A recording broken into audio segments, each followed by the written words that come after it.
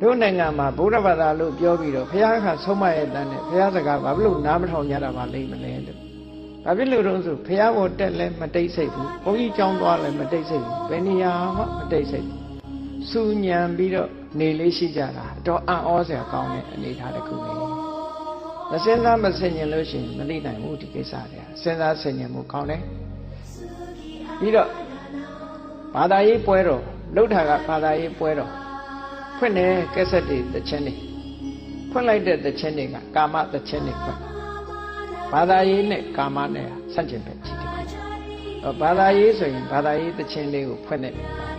အဲ့ဒီစီကံချက်တောင်မှဒီမှာမရှိမပြီးပြင်းဘူးပေါ့ခရဘောကလည်းဖွင့်နေတာဖွင့်တာ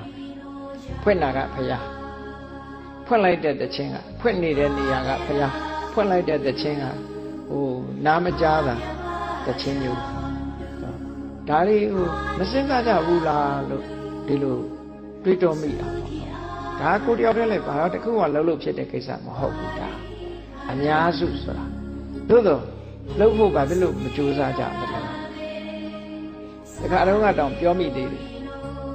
အမေရိကန်နိုင်ငံကလာတဲ့ကမ္မထမ်းဆရာတယောက်ဘုံရမှာတရားဟောပြီးတော့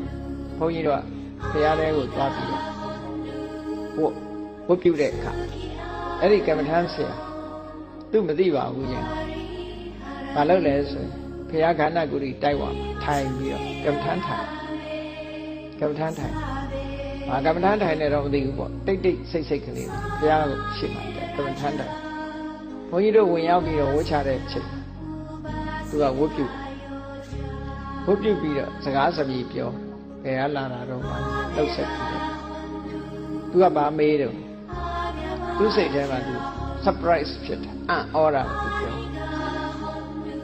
ဗမာတွေဟာတဲ့ဗုဒ္ဓဘာသာတွေဖြစ်ခဲ့တာဖျားဖူးတာဖျားကိုတော်ရောင်ဝှချပြီးတော့စကားတွေပဲစူးစူးညံညံပြောနေကြတယ်ဖျားရှိလဲစူးစူးညံညံစကားပြောတယ်ပြီးတော့လဲထသွားကြစကားတွေပြောကြတယ်ဖျားဘူးလာတယ်လို့သာဆိုတယ်တဲ့အတိတ်ကမရှိတဲ့အကြောင်းလေးကိုပြောပြ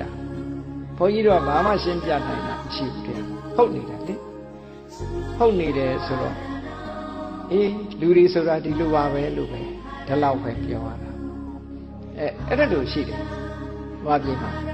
တကယ်တော့လေဟိုမရှက်တတ်ရင်တော့ရှက်စရာမကောင်းဘူးရှက်တတ်ရင်လည်းရှက်စရာကောင်းတယ်ဘယ်ကိစ္စပဲဖြစ်ဖြစ်မရှက်တတ်တဲ့လူကတော့ရှက်စရာမဟုတ်ဘူးဒါရှက်တတ်တဲ့လူဆိုရင်ရှက်စရာကောင်းတယ်ဘာလို့ရှက်စရာကောင်းလဲဘုရားရဲ့အဆုံးအမခံယူပါတယ်လို့ဘုရားဘာသာတွေလို့ခံယူထားတဲ့ပုဂ္ဂိုလ်ပြောင်းဘာဖြစ်လို့ဒီလောက်အကျင့်လေးတောင်မလိုက်နိုင်ကြရတာလေဆိုတာဒါအံ့ဩစရာတွေ့ရနော်အံ့ဩစရာ